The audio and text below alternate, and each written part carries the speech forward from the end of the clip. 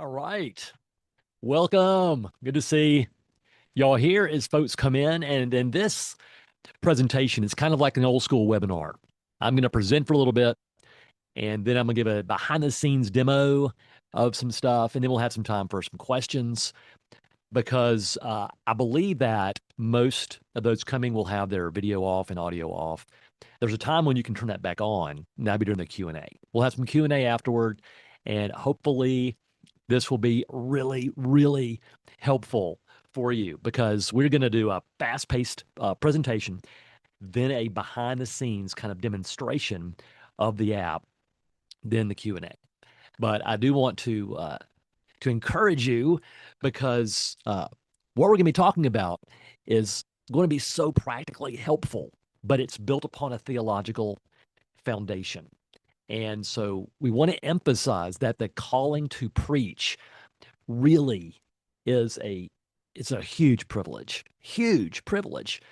I mean, when we come to this, it's not that we have to, it's that we get to, right? We absolutely prize this opportunity every time we have the chance to speak to people about Jesus. This is a get to opportunity. And so for most people who are regular pastors, or even if you're doing campus ministry or any kind of regular teaching, there's this dream of having, a reliable, repeatable, redemptive prep process so that for those who are preaching, let's say on Sundays, you are done with your message by lunch on Wednesday. And there is so much margin for people time. There's margin for life and for other ministry that we know is on your plate. We don't just do sermon prep and preaching on Sundays. That is the, I think, highest and most glorious part of our calling. However, there's more to do. And so what happens is that with all the more to do, we end up pushing our primary calling of preparing this message. It gets pushed back to the end of the week, and we end up working on this on our day off. And so, what if the dream involved having a real day off, having a day of renewal, a pastoral Sabbath? That's one of my concerns because I served as a pastor for 26.2 years of a local church. Specifically, that is the exact date. When I left, I made it point two because that was a marathon. I had run that race and I was going to run another race. So, this dream of this reliable, repeatable, redemptive prep process where we have margin for ministry and for people and a real day off, for some of us, it ends up just being a dream. But I want it to be a reality. I want it to be a reality for you and maybe even for your pastor, for those who you care for. The problem is that we live as pastors with this ongoing stress of an unfinished sermon. And that stress of the unfinished, it overshadows everything. And it's that ends up causing us to work on a day off. It causes us to be physically present with our family, but not mentally and emotionally present with our families because we can get our phone out and do sermon work on that. And it really makes it difficult for us to be, let's say, free to be fully present with people because it's always hanging over us. This very good thing that has somehow become a burden. And it doesn't have to be a burden. It doesn't have to lead to pastoral burnout, which for quite a while has become an epidemic, not just because of 2020 or 2021, but even before that and after that. Statistics tell us that, there are a lot of people in regular pastoral ministry who regularly consider leaving it because of the ongoing stress and the pressure. So I don't want you to burn out. I want you to experience, and I want your pastor that you care for to experience that dream as a real living part of their healthy rhythms in their pastoral lives. Because we want pastors, I want pastors to have a long-term, healthy preaching ministry of the gospel that also is life-giving for their own souls and is good for their families. We've often said that it's happy wife, happy life. Well, healthy pastor, healthy church. Not always. I understand that. But we do know this unhealthy pastor. So we want to be as healthy as possible. And that does not mean we will not experience stress, does not mean we will not experience hardship and even persecution. But that shouldn't come from our sermon prep. There's a way to do that where that shouldn't be the thing that burdens us, and which often does. So the solution to this, and we're going to get to the demo in just a sec, but I do want to say that the solution to this is yes, there's a functional solution I'm going to show you, but it's primarily a theological solution. The theological aspect of this is really understood in that illustration that comes from Brian Chappell's book, Christ Centered Preaching. It is so fundamental for my understanding of how to understand the Bible. He describes in his book uh, an acorn, and that acorn representing your sermon that you're explaining. And he says, you can say a lot about that acorn. You can describe its shape. You can describe its size. You can describe the smooth bottom part, the little point at the bottom. You can describe the kind of rough cap. You can pop the cap off. You can cut it open. You can see the different layers. You can examine the seed, the soft part in the middle of the hard outer shell of the acorn. And yet, if you do not relate that acorn back to the oak from which it fell and into which it will grow, you really have not described the acorn in its full context. And the same thing is true when we come to scripture that let's say a passage is like an acorn. And if we don't describe the full context of that acorn, of that text, we really have not preached it in its full redemptive glory, we could say. We have taught it, let's say, the grammatical context. We may have taught the literary genre. We may have taught the historical context. We may have taught some of the theological nuances in the text. We may have taught the cultural aspects of it. But if we don't tie it to the redemptive, then we really haven't fully explained the text. And I began thinking about this illustration, and it dawned on me that, well, like an oak tree has DNA. And if we are going to approach that DNA from a biblical theological standpoint, then we would recognize that in that meta narrative of the gospel, the redemptive story, there are four strands of DNA. There's redemption, there's creation, fall, redemption, and restoration. Those four strands. And the very end of restoration is glorification. But the idea that we have creation, fall, redemption, restoration in the oak tree made me begin thinking that maybe we should begin examining the acorns, the texts, the topics, and the themes in Scripture with that same hermeneutical framework, with the same four strands of DNA. And we began analyzing that. I had some students, we began looking at texts from the creation, fall, redemption, restoration framework. And what we did is we turned that biblical meta narrative into homiletical terminology so that not creation, but principle. There's something true in the text. And not fall, but the problem. What is it about the ongoing flesh, the human condition that resists what's true? Then we have redemption, gospel. How does Jesus redeem our resistance? What does the cross say to the problem of our human condition in light of the specific principle that's coming from that text? And then finally, restoration. As we abide in Jesus, like the branch and the vine, living in union with Christ, which is the fundamental doctrine underneath this system, what potential for change is there as the Holy Spirit, as the sap in the vine, flows into the branch and begins to produce new motives, new desires, and new abilities? And we stood back and like, wow, it works. And so we actually, over time, developed a preaching system that mirrors creation, fall, redemption, restoration. And we call it PPGR, or Principle, Problem, Gospel Response. Officially, it's called the PPGR preaching system. And that is the framework underneath the functional, that theological understanding of the meta narrative and how it applies to each individual text for preaching. That is the engine that drives the functional app, which is now called Preach 360. All in one sermon OS, we call it. It's something I will show you and demo it for you. But what I want you to understand is that that this Preach 360 sermon studio, with this, with focus and with simply following it, because it's going to guide you step by step through that PPGR process, that if you will follow it and focus, meaning turn off your notifications, don't look up ESPN.com, go somewhere where you have focus to study and to give your attention to this.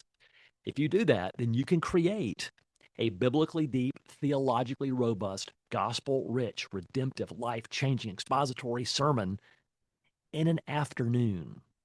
And we're not talking shallow sermons. We're talking all of that, fully faithful, robust sermons. And as a bonus, if you learn to do this as your new rhythm, then you're going to reclaim that margin for ministry. You're going to have the real day off. And you're going to absolutely love being a pastor again, because you're going to have that rhythm. So what I'm going to show you here in the sermon studio is how this app provides a simple 4-hour guided step-by-step process. Now, you can take more than 4 hours. You can take as much as you want. In fact, I encourage folks first using this to block out the ordinary regular time they take for sermon prep. All right.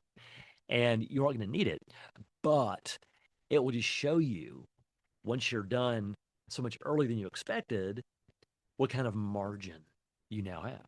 You will gain at least a complete day of the week back, at least a complete 8-hour day of the week, if not more. But again, the efficiency of this process is not why we built it. We built it before we had the app. We built it before all of the AI stuff that's come out. We built it to be effective at preaching the gospel, at preaching grace, not just as a fallback for failure, but preaching grace as the fuel for spiritual life, growth, and change. It just happens to be that the process is really efficient. That's really kind of a benefit. It wasn't the reason why we built it. So let me show you. I'm going to screen share this. And I will say this, that in our office hours this week, one of the newest people to the ministry did his first sermon last week. And he said that in office hours, I could not wait to come back and start my next sermon. And that was exciting for me to hear. Also, his wife said, I'm wondering if he's even here. His wife said that she'd never heard him preach a sermon where Jesus was bigger and more glorious. And that was so cool. Never had she heard it. And he had more texts after that saying, thank you for this message, man. I sense that I am loved by the Father. People were so drawn into Jesus. I'm like, that is exactly what I want to hear. So with all of that intro, let me see if I can share my screen with you and show you. I hope it'll show the right thing. It should. Okay, there we go. Now I've got it in dark mode right now. You can put it in light mode if you want. I have it in dark mode just because with the screen, it doesn't reflect off my glasses quite as much. And I might put it in light mode for you if that's easier for you to see. So with this interface, you'll see over here on the side, you have your dashboard, sermons. There's a video tutorial library here where it'll kind of walk you through how to use the app. The PPGR preaching system is built into this where you can get trained on the system itself. There's a community we have on school. There's also premium content. And I'm opening premium content up to everybody. That has been, we were thinking about that being a kind of something that you would upgrade to. We will eventually do that. But right now, we're giving all the premium content features to everybody who subscribes, even with just a free trial. So here are my sermons, and I'm going to do a new sermon for us. And we'll see how far we get in it. We don't have the full time to do a sermon, but at least we can get started. So I'm going to name this sermon Exchanging Robes. I'm going to do it on Mark 7. I got to go back like that. Choose Mark 7. Let's say 1 through 5. This is the passage of the speck and the logs, where Jesus is talking in the Sermon on the Mount about, you have logs in your eye. How can you, the specks in other people's eyes? So the Bible version here, we'll just go for ESV at the top. Target audience, the more detailed you can be with this, the better. I'm actually going to be teaching this for a group of senior believers, not seniors in high school, but mature, long time believers. That's what we'll start with. I'm going to take this out of dark mode for you. So you maybe don't let it blind you. You'll see here that the side panel we've removed, we've collapsed this. And on the left, you're going to see the process that we're going to go through. And again, I said it's just a step by step process. You're just following your guide and trusting the process through this. And we've already mentioned that the theological foundation for everything. If you came in late, the theological foundation, whereas union with Christ based on the creation, fall, redemption, restoration framework that we call PPGR. You can go back and catch all that if you missed it. So we're going to do 3 steps, 3 big macro steps for this sermon. We're going to first pour the foundation. Then we are going to build the structure of the message. And then finally, at the end, we're going to seal the cracks of the message. There's a purpose for all of this. And what we're doing simply in the pouring the foundation is first getting our hearts ready for the prep. Then we're going to do our exegesis, then get our fundamental building blocks done before we then start building. All this has got a purpose and a plan. All right. You just follow it step by step. There's nothing to have to memorize or even to know. You just follow as it guides you. The first thing we're going to do here is go through 5 personal devotional reflections because I'm committed to preaching not primarily being an academic exercise, but a devotional exercise where we ourselves are coming to the text and having it speak to us. So we're priming our hearts for it, and then we're bridging this to our audience. We're also going to examine their hearts. This is before we even get into the exegesis. We've read the passage several times, and so just at a very surface level, we're asking some questions. And it's going to ask us, how does this passage encourage you? And I might say something simple, or I might expound on it. If you have time to expound on these, it's really helpful because this will come back to help you as you develop the message. You can click this little arrow here and it will pop out, which is now a whole panel that you can write in. And the good news about this as a panel is that as you're writing in it, you can hit the return button and it won't send it. You have to actually click this button to send your information in.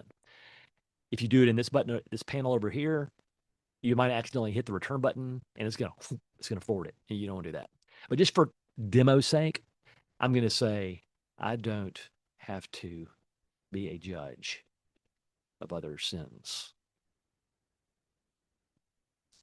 And so you're gonna send that, and then this will be recorded, and then it will come back eventually as hard issues that will process in the message. That's a liberating thought. So let's move on to the next reflection. Question 2 of 5. How does it challenge you? My flesh loves to judge and feel morally superior to others. You'll notice also while that's generating, the first 2 panels that will show up are your exegesis guide, because that's the first thing that we're really going to do as far as content. But you also have your notes panel. In the notes panel, you can put the text, you can import anything from, let's say, Logos, and it will use that information to help you with your sermon. You can do your own personal study in notes. And if we have time, I'll show you how to do all of that. There's way too much here to explain in an hour demo. But I do want to give you some of these fun things you can do, because these circles right here, these little buttons, are all panels. So let's say you have a 34-inch widescreen external monitor. You can get all these panels up. You can move them around. You can move them.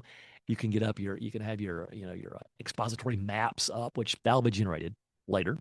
You can have your outline, your manuscript.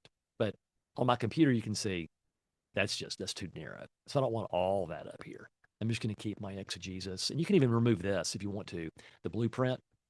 But since you haven't seen this yet, I want you to know that when you have finished each part of it, it checks it off for you and it turns green. And it reminds you of what you put in. Your reflections, here's where we are. We're at our devotional reflections. Let's just go ahead and move on through this, and I'll show you how the rest of this works. Question 3 of 5, what do your listeners need to hear about this passage?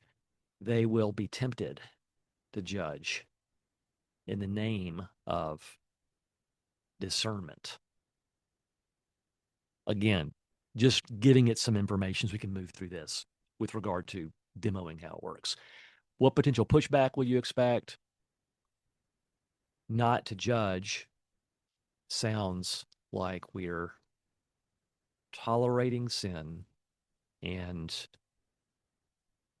minimizing holiness, possibly, especially for senior members. Let's say they've had a long time to be believers, and the more you're in, the more susceptible you are to the elder brother syndrome. So we're going to be addressing probably some of those issues in the message. So what practical change would you like to see in them and yourself? Let's trade our judge robes for the gift robe of Jesus's righteousness. That'll be kind of where we want to aim for the real application of this message. Okay, so now what we are doing is going to be moving on to the next step, which is our exegesis right here. We can do this in two ways. We can either have 360 guide us through every question ourselves in the exegetical process, or we can have it generated for us by going to our theologically and biblical curated sources to create our own personal commentary on this text. We'll be able to go and research those sources and everything. But I suggest that if you have the time, then walk through it yourself, because this will be a guided exegetical study. And what it's going to do is actually examine the text through those four layers of principle, problem, gospel, and response. And there are built-in questions. These aren't just random questions being asked, but we have built all of this on a foundation with content. So it's going to guide you through specific questions with regard to the fact finding, well, I'll just show you. I'm going to ask it to do it for us. Let's see if it will do this. I'm going to say generate it for me, and hopefully it will play nice and put this in the exegesis panel for us. And you'll see here it says generating with a little pulsating orange button. That means that it's doing its work right now. And you can see what it's doing over here. It tells you what it's analyzing, what it's developing, and it's going to go through the principle, then problem, gospel, response questions by going to the best commentaries and online sources and like doing, let's say, word studies, going to the specific sites that we've given it for reliable word studies in the Hebrew and the Greek. So here we have it's starting to generate the guide for us. Again, for demo purposes, I'm generating it. And it does a great job at generating this. And you can expand on it. You can go more deeply into it. But as long as this orange button is pulsating and it's saying generating, it's not complete. It's still working. When that goes away, like it just did, now it is complete. And also, if you want to widen this, you can. So you'll have an overview of the text of the passage. And you'll see here, for a mature congregation, this passage holds up a mirror to the subtle ways of longtime believers, how we can weaponize secondary traditions and preferences over others. So it's bringing in those devotional reflections and our audience to bear on this. And then it's going to give you some keywords to consider, because we're going to, if you look over here, the very next step is to identify a keyword. The keyword is going to give us expository focus for our study and homiletical clarity for how we're going to develop the message, because each section of our message is going to have the keyword in it. More on that in a sec. So keywords here has a few, and if you wanted to go deeper in these, you can. In fact, I'll go ahead and show you what you can do. You can highlight this and say, do a deeper word study of this word. Show me where it is used in the New Testament and provide pastoral applications. So for this word, it's going to then go to Bible Hub or one of our sources that allows it to get into the original text and provide accurate sourcing of this. So here we have the historical context of the word, New Testament usage, and pastoral application for it. And if we wanted to go deeper, we could go deeper. Essentially, anything you can do study wise in Logos, you can do here. You can do it either in the exegesis panel, you can do it in the notes panel, anything. That's why we say this is all in one. You can do all of your study here. And what I want to show you is what you will then do. There's context where you have your grammatical and literary context, historical, cultural, redemptive context, and then it goes into word studies. Those are only keywords. Now you can go do a deep dive into word studies if you want to, but you have your PPGR mapping. This is where it's going to go through the questions that you would answer on your own. It's just providing this for you for a demo, but it can do this. Yes, it does do this. And I find it to be actually really helpful to have it generate this and then for me to read through it and then go deeper into different parts that I want to go deeper into and pull some stuff over to my notes if I want to also. So there's fact finding, there's tension in the text, there's evidence. Each of these will show where each of the four strands are in the text as well, because we want to be text focused. This is expositional, expository preaching. And it'll give you a sample principle. Here's something, if you wanted to draw a principle out of this, that's something to consider. It does that with the problem, where we go through the human resistance to it. We talk about the actions, the outward and internal. We look at the internal motivations of the idolatries and unbelief in the heart. And we go through the fig leaves that we use to cover our sin. And we do the elder brother, younger brother analysis. And we show evidence in the text and give a problem statement. The gospel goes through the four question redemptive focus, what grace is needed what grace is needed, what grace is provided in the text, how does Jesus fulfill the command or expectation in the text, and how is Jesus the better or ultimate example of the person or the expectation in the text. We always want to talk about substitution. We focus on substitutionary atonement in every single sermon. We reorient the heart with that substitution, talking about the exchange of the cross. We give evidence, and again, the gospel. Sorry I'm going so fast. The response, same thing. How does that rewiring now change us? What is the contrast between the old way of the flesh and the new way of the spirit? What's our new motive for this life? Is it fear and duty and obligation? Or is it love, grace, and opportunity? And of course, it's that latter. We're going to show some examples of what it looks like, give evidence, and then a response. There's always going to be theological insights that are drawn out, often with either or all justification, adoption, and sanctification. And then there's going to be a union with Christ insight from this text. There's an expository summary. There's actually even a cultural analysis report, whereby if we are going to speak to people who have a secular psychology, a secular psychological perspective on this topic or theme, we can address that. We can deal with their defeater beliefs. We can do the same thing with the religious moralist or even the Islamist or the Eastern religions, show how the biblical worldview is different than these other worldviews. And so we have sources here. I knew it would be from BDAG. That's where we get most of our word studies. And we have several different things that are listed that you can go back and check it out.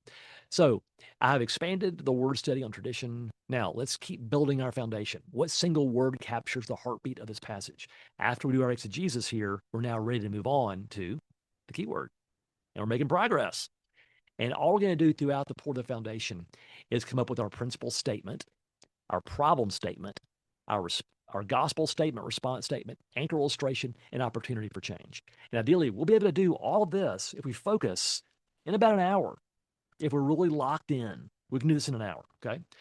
And that gets us so far ahead. We have traction. We know now exactly what we're going to do. We have all the raw materials for building the sermon now when we finish pouring the foundation. Okay, so now we're going to look at a key word for this. I'm going to choose, I'm going to work with judge. That's going to be my keyword. And so I'm just going to enter that. And then we'll move on. And it's going to then coach me Socratically, walk me through how to develop my principle, problem, gospel, and response statements. And if you ever wonder, what in the world, how do I understand what I just started with this? What is a keyword in the first place? What's a principle statement? Then you can go to your help button over here and you can just ask, what is a keyword in the PPGR framework? And because it has been trained on the PPGR preaching system, it's going to be able to give you a very clear, helpful answer. as to what this keyword is and why we use it the way we do. So that's the help button. Okay, so before we lock it in, I need to share a core concept of this preaching system. It's the homiletical unity rule. This means that your exact keyword, judge, must explicitly appear in all four of your main sermon statements: principle, problem, gospel, and response. Synonyms don't count, okay? It has to be this exact word. Now, as you develop, this is for beginners, okay? As you get more intermediate and advanced in this, then yes, you can use synonyms. You can use phrases. You can get creative. We're simply trying to teach the fundamental level the importance of a key word. It has to be this exact word to keep the message perfectly focused. Remember, we're looking for expository focus. All of our study, this word is going to help us connect our study because when we do our exegesis, when we do our biblical study, you can't study everything equally, but you can study something deeply and bring the whole text to bear on it. So, does that word judge feel strong enough to carry the four movements of your sermon? And I'm going to say yes. I could actually ask it, show me how it could actually work through the whole sermon. And I'm just going to say yes for now. But you can have a conversation with this Socratic guide. Ask any question you want if you're uncertain about anything. And so judge is locked in as the key word. Now let's move on to stating the principle. This kind of is like the big idea of the message. Once you have this down, then it's like a domino. This first principle is going to then fall into the problem. Then we'll fall into the gospel and fall into the response. We're not doing 3, 4 independent points. This is a storyboard. This is movement that we're going from one place to a destination. Like with a storyboard, let me check time. Okay, storyboard, you have a setting, then you have a conflict, then you have a hero show up, then you have new life after the hero has done his heroic work. And that is the gospel story. That's creation, fall, redemption, restoration. That's PPGR. And so when we come to any text, we're able to take them on a journey from the truth of the text to the resistance of the human heart to the heroic sacrifice and substitution of Jesus to the new life in the Spirit that is possible for those who live in union with Jesus as their justifier. Okay. The principal statement here, it's a universal truth drawn from the text about God, the human experience, or your keyword. Remember our unity rule, your statement must explicitly include the exact word judge. So what universal timeless truth about the urge to judge others does this passage reveal?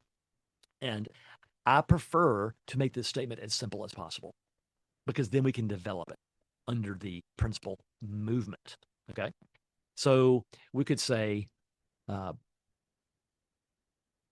believers are not called to be judges of other sins. I can already feel some pushback. I already feel like, well, wait, what do you mean? Well, Jesus says it very clearly. Do not judge. And so what does he not say? Do not be discerning. He does not say do not take this, help somebody with their speck. But he's simply saying there's only one judge. And everyone else has a different posture before the world. So I'm just going to say that believers are not called to be judges of others. If I were to look at my exegesis go to the principle and see what it suggested for some help. Okay. The religious flesh always seeks to establish its own holiness through observable rules. That's a truth statement, and that could be a principle. I'm going, though, because we have the word judge, to make this very specific. And let's just send that in and see if we're going to get some coaching on it, which we most likely will, because it's really going to want you to have reflected on this and be sure this is what you want to go forward with. So this is a strong, clear truth. It perfectly captures the heart of the passage and speaks directly to the temptation your mature believers face. I do need to make one small adjustment for the sake of the system. The homiletical unity rule requires the exact word to be used rather than a variation like judges. Look at that. I'm being corrected. Very, very good job. What if we slightly tweak it to believers are not called to judge the sins of others? Now, could you say judges? Sure, you could. But I'm just showing you here that it's going to be very specific. And if you want to say judges, you can just tell it, I think I want to use judges. And they'll say, okay, cool. Just want to check. So I'm going to go with the correction here and put it in. And we'll move on to the problem statement. That'll be the next thing we'll do.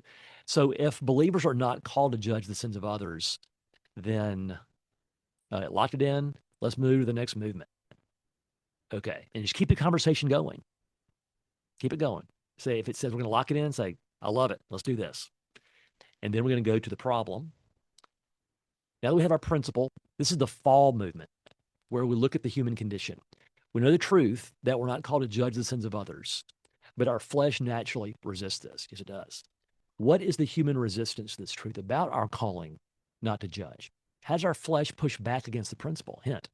As you think about this, consider which of the four root idols might be driving this resistance.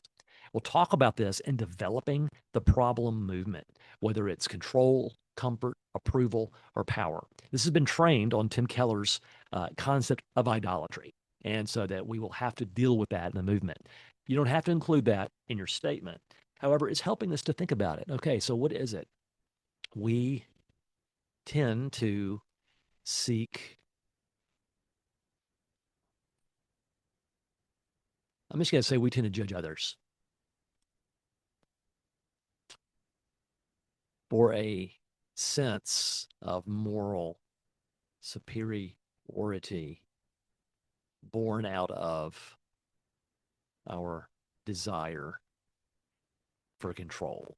That's adding in the idol, and it'll probably really like that I put it in there like that. Although this is a longer statement than I tend to want to make. It just kind of gives you an idea. This is incredibly insightful. You've hit the nail on the head. Very good. By explicitly naming the root idol of control, so he loves that, along with the self-protective fig leaf of seeking a sense of moral superiority. Fig leaf, nice job. And importantly, you've kept our exact keyword judge, front and center. Here's what we got. Does it fully capture the resistance your listeners face? And I'm going to say yes. I want to get us down to the anchor illustration to show you. Well, again, I can't do a full demo in the time we've got, and I apologize for that. So what I'm going to do, I'm going to go look at the gospel over here, and we'll see what it says about judging. Jesus took the absolute defilement, our self-righteous judgment upon himself. I'm just going to say, gospel, Jesus was judged for us, just to move the football down the field a little bit.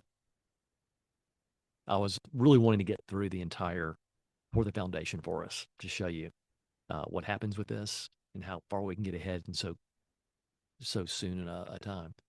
All right, so I need to bring up our homiletical unity rule. Did I not put judge? He was judged. Okay, it wants me to say judge. Jesus took our place on the cross, offering his robe of righteousness so that God will not judge us for our self-righteousness. Okay. For the sake of moving forward, we'll obey the homiletical unity rule of using the word in there. We're locking it in. Let's go. And in the response, what we're doing is simply saying we now have an opportunity. If we are living in union with Jesus, we no longer have to serve as judges over others. We get to be on a mission of mercy because we have received God's mercy. So remember to keep our exact word. I'm going to say, suggest a good response statement because I'm running out of time in the demo and I need to move on. All right, we have a couple options. Because we wear the perfectly fitting robe of Christ's righteousness, we are freed from the exhausting need to judge others and get to extend the same grace we've received. Or, secure in the righteousness of Jesus, we no longer need to judge others for control. We need to love them from a place of perfect rest. I'm just going to go with this because I want to be able to have we get to extend the mercy that we have received. And we'll pop this out to show you what you can do here. Send that. And now we're going to be looking at our anchor illustration because in the PPGR framework, what we're trying to do is really preach simple, focused, and clear messages. Not simplistic, but simple. Simple doesn't mean surface. Simple means easy to understand. And when something is focused and it's clear, people can usually understand it better. And so that's how we want to stack our logs. for this message. And that's a stunning response statement. Um, well, yeah, because you helped me with that. Thank you very much. The anchor illustration. I'm locking it in. Let's now go on to the anchor. Go on to the anchor. Here's where we are now. You can see how it has checked off these different statements. And if you want to see the whole thing, you just hover over it and it shows it to you there. All right, what story, metaphor, or image will anchor the sermon? Because we want to use one, not multiple. You can use multiple. That's totally fine. But if you can use one and weave it through the entire message, that creates some serious stickiness and memorability and clarity. And that's what we want to do, ideally. So this illustration should serve the theological point and return in the conclusion at least. You've already introduced the beautiful imagery of trading heavy judges' robes for the perfectly fitting robe. That could make for a brilliant recurring visual anchor. What are you thinking? We'll say, how could I weave that through the entire sermon? I wanted to show me what's it going to look like to bring it up in every movement, the principle, problem, gospel, and the response. And so here we see that this imagery could be called the tale of two robes, tale of two cities, two robes. And here's how we can weave that. In introduction, we can introduce it, the problem. We wear the wrong robe.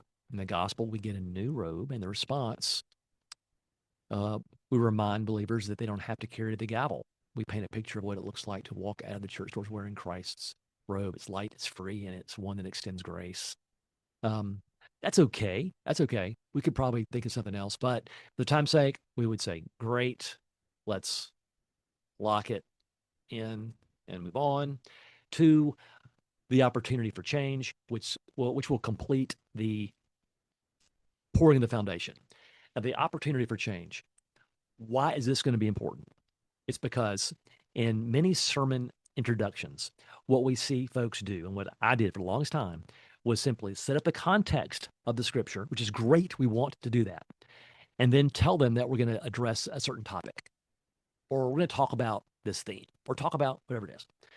Well, people don't normally come to listen to sermons to talk about a topic, or especially to hear your 3 points.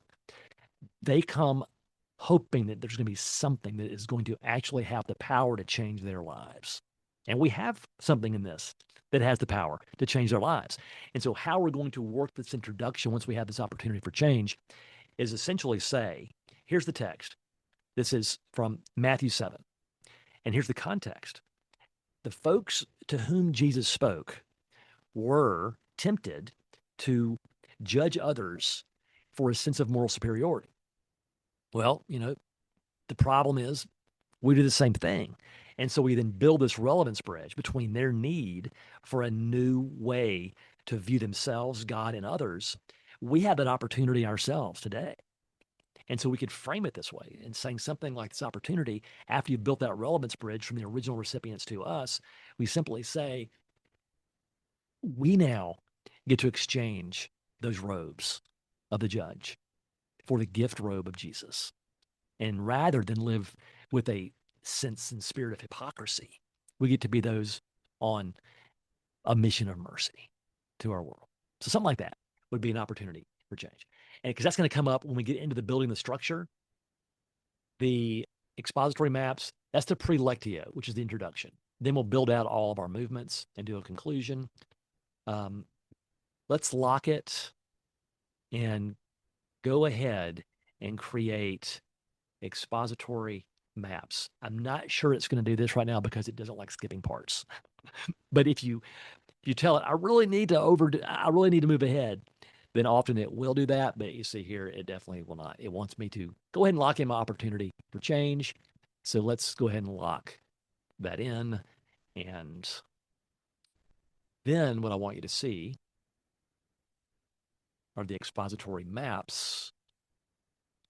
Didn't do much in the notes panel, but there's so much you can do in that. So right now it's generating expository maps. This is the last thing I'm gonna do. Then we'll have some Q&A for a sec. It's showing you how you can frame a sermon with the PPGR framework, either following the standard flow of PPGR, taking people on kind of a thematic expository journey in the text, or go verse by verse, where you start the first verse and you work your way through the passage. Both ways are expository. I want us to really embrace this, that expository does not mean verse by verse. Expository means from the text. So whether you are teaching from the text, verse 3, then verse 1 and 2, then verse 5, because it follows theologically the story of the gospel, which is totally appropriate. And I find that to be really effective. Some of us like to go verse by verse. Well, this is how you would do this verse by verse. And actually, it starts with the problem, not with the principle. And it shows you the redemptive logic in doing it this way. It'll give you kind of a mini outline, the diagnosis and the lie. Then the principle, it'll give you a mini outline, the shift, the nature of the calling, then the gospel and response as well. The thematic map is going to be your PPGR framework. Follow right through that. And it'll do the same thing essentially, but it does give you a textual anchor for each one. Even though you're not going verse by verse, everything will come from the text. And that's the idea. And then at the end, you'll have your redemptive focus summary for whichever you want to go through. All right. So that is as far as we're going to get in today's demo. I just wanted to show you that you can really make progress as you work through this. That was 30 minutes. No, it was 20 maybe or minutes of going through the demo, and we poured the foundation. Now, we went fast. I didn't do it like I would doing a real sermon, granted. But if you have more time just to have no distractions and to focus, then this is going to be your friend. Take you through a theologically grounded homiletical process.